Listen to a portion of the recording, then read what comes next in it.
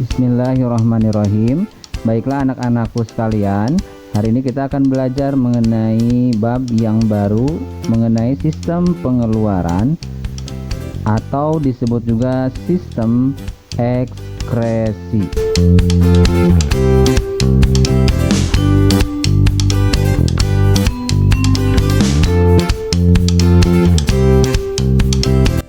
Apa itu sistem ekskresi? Nanti kita akan bahas bersama-sama. Proses pengeluaran apa sajakah yang dilakukan oleh tubuh manusia? Nah, ini sebelum kita membahas mengenai ekskresi secara khusus, terlebih dahulu kita bahas mengenai pengeluaran yang dilakukan oleh tubuh kita. Nah, yang dikeluarkan oleh tubuh kita secara umum itu ada beberapa jenis. Yang pertama ada yang disebut dengan defekasi, yaitu proses pengeluaran sisa pencernaan atau feses melalui anus. Itu disebut dengan defekasi. Nah, yang berikutnya, yang kedua adalah ini yang mau kita bahas, yaitu sistem ekskresi, adalah proses pengeluaran sisa hasil proses kimiawi atau metabolisme yang tidak dibutuhkan oleh tubuh. Yang ketiga adalah sekresi. Sekresi adalah proses pengeluaran oleh tubuh oleh kelenjar berupa enzim atau hormon. Untuk nomor 1 dan nomor 2 ini adalah pengeluaran zat-zat yang memang sudah tidak dibutuhkan lagi oleh tubuh. Jika tidak dikeluarkan oleh tubuh ke luar tubuh, ini akan berbahaya. Sedangkan yang ketiga ini adalah pengeluaran oleh tubuh tapi memang diperlukan oleh tubuh kita. Apa sajakah yang termasuk alat ekskresi pada manusia? Alat ekskresi pada manusia, alat disebut juga organ ya, organ penyusun sistem organ, yaitu sistemnya sistem ekskresi ya. Kita lihat alat ekskresi pada manusia itu terdiri dari paru-paru. Yang pertama ya, paru-paru, zat yang dikeluarkannya adalah CO2, karbon dioksida, dan H2O atau air dalam bentuk gas atau uap air. Berikutnya yang kedua adalah hati. Zat yang dikeluarkannya adalah empedu atau lebih tepatnya adalah cairan empedu ya, cairan empedu yang kita tahu sangat pahit rasanya. Kemudian yang ketiga adalah kulit. Zat yang dikeluarkannya adalah keringat dan urea atau garam. Dan yang keempat, alat ekskresi atau organ ekskresi itu adalah ginjal. Zat yang dikeluarkannya adalah urin. Kita masih membahas ginjal. Ini posisinya ginjal itu ada dua, kanan dan kiri. Nah, ini kalau diperbesar seperti ini. Yang ini adalah organ ginjal dalam tubuh yang sehat. Yang sebelah kanan ini ginjalnya berada dalam tubuh yang tidak sehat.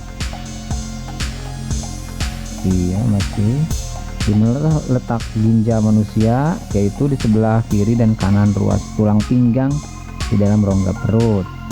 Mengapa letak ginjal kiri lebih tinggi daripada ginjal kanan? Oh, ini berarti letaknya memang berbeda ya, karena letak hati yang lebih tinggi pada bagian kiri. Sebutkan 3 bagian pada ginjal. 1 ada kulit ginjal atau korteks. 2 sumsum ginjal, medula. Dan yang ketiga adalah rongga ginjal atau pelvis. Ada korteks, medula, dan pelvis. Kita lihat mana itu bagian-bagian tersebut. Nah, ini kita lihat ini apa, ini dan ini. Nah, ini yang dimaksud korteks, bagian kulit ginjal. Ini nih bagian kulit ginjal, ini namanya korteks. Kemudian ada yang disebut medula, ini lapisan di bawah kulit. Medula ya, lapisan kedua. Kemudian ada arteri, di sini adalah arteri ginjal ini yang menyuplai. Kemudian ada rongga ginjal, ini bagian yang tengah. Ini ya, rongga ginjal. Bagian rongganya, dan yang selanjutnya ada ureter. Ureter ini adalah saluran yang menghubungkan ginjal dengan vesika urinaria atau kantung urin. Berikutnya tersusun dari apa saja kan? Nefron, penyaring darah. Nah, nefron ini adalah bagian dari korteks. Korteks tersusun atas nefron, yaitu penyaring darah. Setiap nefron tersusun dari badan Malpighi dan saluran panjang tubula. Nah, badan Malpighi terdiri dari glomerulus, yaitu anyaman pembuluh kapiler darah. Kemudian yang kedua adalah simpai Bowman, dan adalah cawan berdinding tebal yang mengelilingi glomerulus. Ini bagian dari nefron. Nah, si nefron seperti ini unit satu buah nefron. Jadi satu unit inilah yang menyusun korteks. Jadi bagian-bagian ini sangat rumit, dan ini memiliki satu satuan fungsi, yaitu untuk menyaring darah, sehingga nanti hasil saringannya itu adalah berupa air urin. Ini ya gambarnya. Dari mana nanti darah yang disaringnya? Ya dari sini masuk ke sini, glomerulus ya. Nanti terus hasilnya ke sini nih, ke lengkung ini, ke sini terus. Nah, ini ya, ikuti arah ini. Nah, baru ke sini. Letak ginjal pada tubuh manusia, nah seperti ini ya. Tadi ada di kanan dan kiri di rongga perut.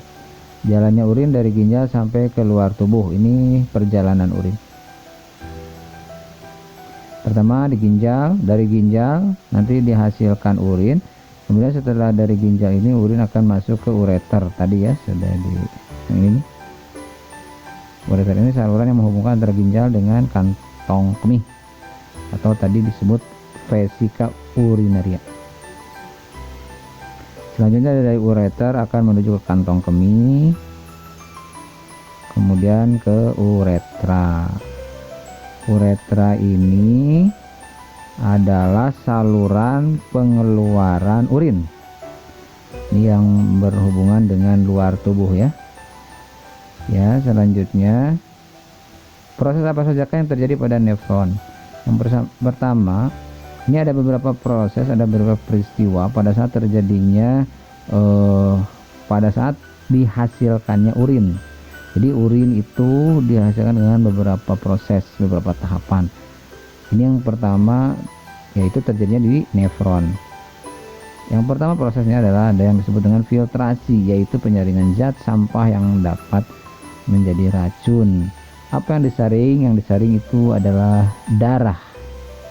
Darah yang masuk ke dalam ginjal akan disaring oleh nefron. Nanti hasilnya adalah sampah.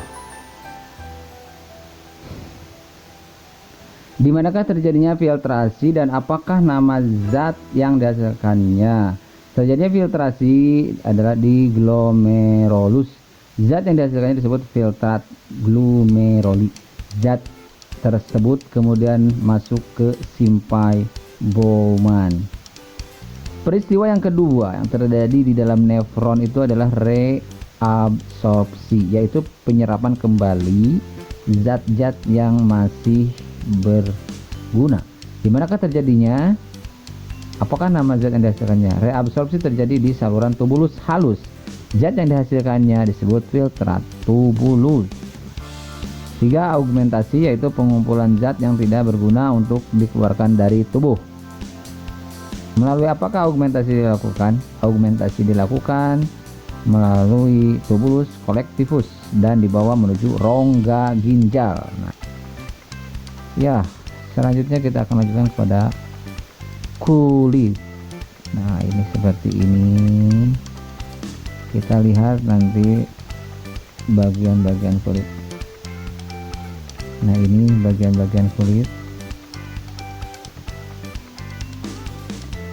ada lapisan paling atas epidermis, lapisan tengah dermis, dan bagian paling bawah subcutaneous layer.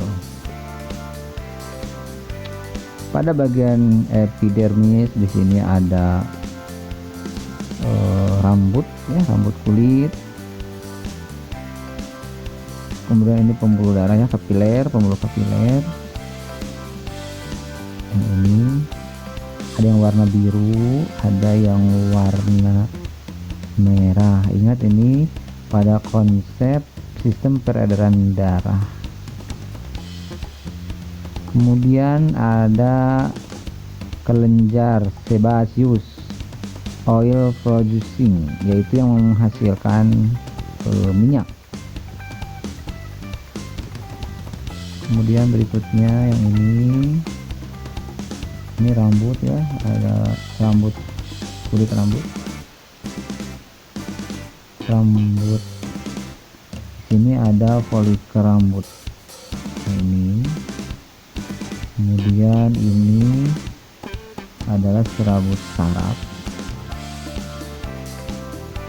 dan yang ini adalah pembuluh darah. Lapisan kulit terdiri dari lapisan apa saja kulit itu? Lapisan kulit satu, lapisan kulit ari atau epidermis, yang kedua kulit jangat atau dermis, dan yang ketiga jaringan ikat bawah kulit, subkutan ya istilahnya. Lapisan apa saja yang terdapat pada kulit ari epidermis? Nah ini yang pertama adalah lapisan tanduk, yaitu lapisan yang terdiri atas sel-sel mati tidak mengandung pembuluh darah. Sedangkan lapisan Malpighi yaitu yang kedua ya, yang ada pada epidermis, lapisan sel yang hidup mengandung pigmen yang beri warna pada kulit. Ya, berikutnya bagian apa saja yang terdapat pada kulit jangat atau bagian dermis ya, bagian tengah. Nah ini yang pertama pada pembuluh kapiler darah, kelenjar keringat, kantung rambut, ujung-ujung saraf raba. Ya, itu ada di bagian tengah ya, jadi saraf itu. Perasa sakit, panas atau tekanan itu ada di bagian dermis. Sebutkan 5 fungsi kulit selain sebagai alat pengeluaran. Jadi selain berfungsi sebagai alat pengeluaran, yaitu mengeluarkan keringat, kulit juga berfungsi yang lain. Ini perlu diketahui saja ya. Ada pelindung tubuh dari kerusakan, tempat menyimpan kelebihan lemak, tempat pembuatan vitamin D, sebagai indera peraba, sebagai pengatur suhu tubuh.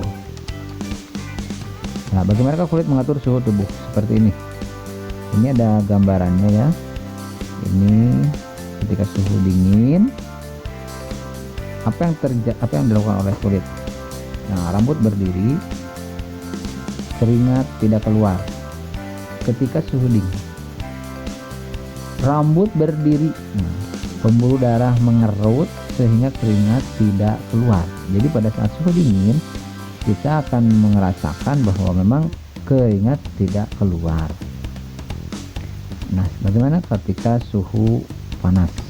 Pada saat suhu panas, nah yang terjadi adalah pembuluh darah melebar, rambut turun.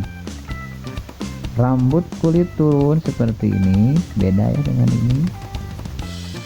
Ketika suhu dingin mah berdiri, ketika suhu panas turun. Maka yang terjadi adalah keringat akan keluar. Nah, inilah bagaimana kulit kita bisa mengatur pada kondisi suhu dingin atau suhu panas. Jadi ketika suhu dingin keringat tidak keluar atau sedikit keluar, bahkan mungkin tidak keluar sama sekali. Kemudian kalau suhu panas, keringat akan keluar. Itulah peranan dari kulit pada saat mengatur keluar, tidaknya kering.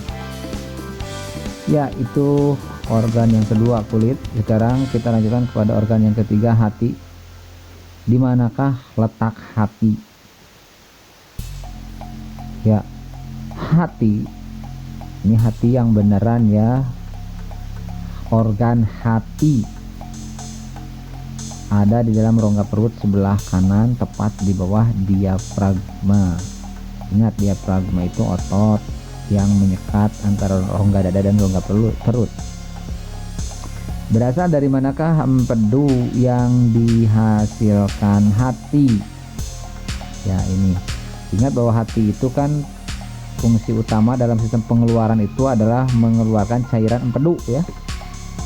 Jadi maksudnya ini dari manakah empedu? Maksudnya ini cairan empedu yang dihasilkan hati itu berasal dari sel darah merah yang telah rusak dan dihancurkan di limpa. Jadi cairan empedu itu berasal dari perombakan sel-sel darah merah yang telah rusak dan akan dihancurkan oleh limpa. Tersusun dari apakah empedu atau cairan empedu itu? Ya, tersusun atas garam, mineral, dan zat warna empedu, bilirubin. Ya, kita lanjutkan. Sebutkan fungsi hati selain sebagai alat pengeluaran. Nah, selain hati berfungsi sebagai alat pengeluaran, yaitu mengeluarkan cairan empedu, ternyata hati juga memiliki fungsi yang lain. Ini hanya untuk pengetahuan saja ya. Yang pertama, menawarkan racun yang masuk ke dalam tubuh, menyimpan gula dalam bentuk glikogen, mengubah provitamin A menjadi vitamin A, membentuk urea dari sisa-sisa metabolisme protein, kemudian urea dikeluarkan bersama urin. Yang kelima, tempat pembentukan protombin menjadi fibrinogen. Ya, demikian uraian mengenai organ-organ penyusun sistem ekskresi. Terima kasih atas perhatiannya. Sekian. Wassalamualaikum warahmatullahi wabarakatuh.